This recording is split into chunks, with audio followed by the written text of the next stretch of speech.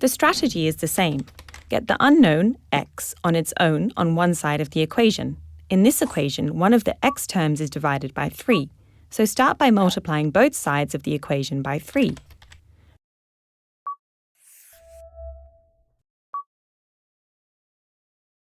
Then simplify to get negative 2x plus 2 equals 3 divided by 2. Next, subtract 2 from both sides of the equation.